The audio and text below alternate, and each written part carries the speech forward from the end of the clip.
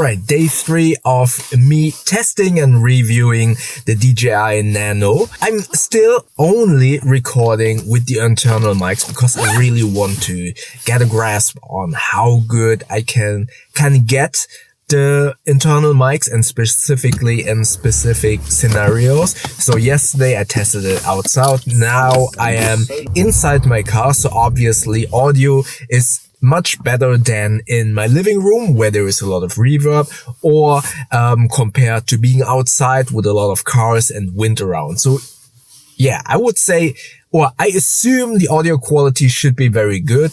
Right now I'm about, I would say 45 centimeters, so 1.5 feet away from the mic and the camera. So yeah, let me know what you think about the audio.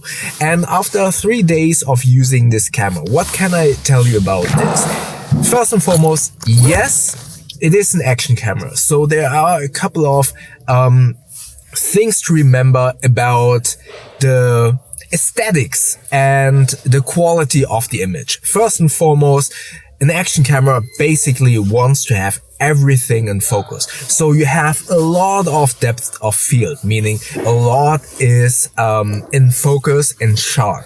And that is definitely something that me as a filmmaker sometimes needs to get used to and kind of still remember this is something that I use to document the everyday moments, as you've been seeing in these first couple of minutes with B-roll.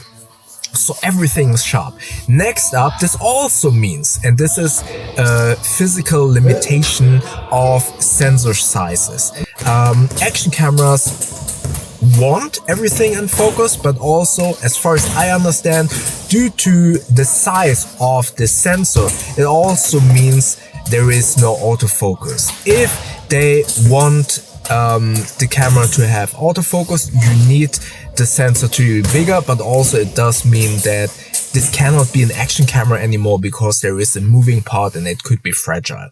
So no autofocus, and more specifically very specific this close focus distance. So if I go this close, I will be out of focus, obviously. So I need a specific distance to make sure I am in focus.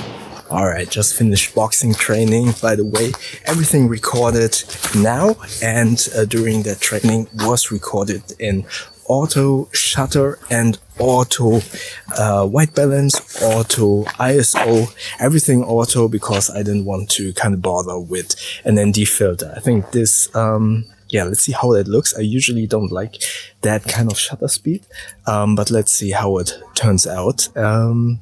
But yeah, it makes vlogging and recording so much easier when everything is in auto, right? Next up, the size. It is amazing. The size of the DJI Nano is amazing.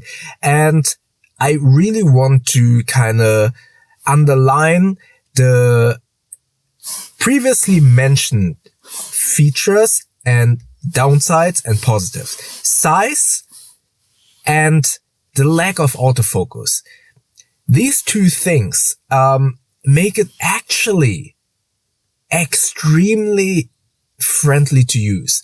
And again, the lack of autofocus and the lack of close focusing capabilities is negative, don't get me wrong. But as I always kind of emphasize on this channel, I love the use of dedicated items and therefore their simplicity. For example, I always say my phone is an extremely capable device. I could game on this. I could use it as a camera.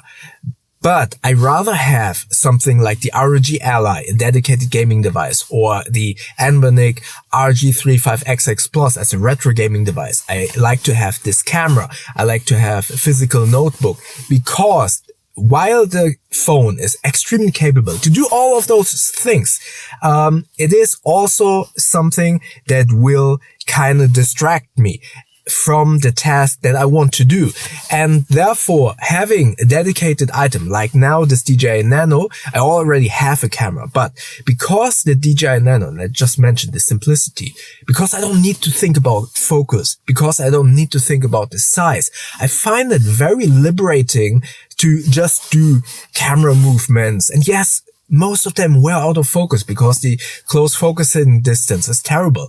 But it was so much fun not to think about the size. I just grab it and do whatever, these movements, and place it somewhere with the magnets. But I also didn't need to think about, oh, is this in focus? Because I just thought, it's probably not going to be in focus because I don't have an autofocus app.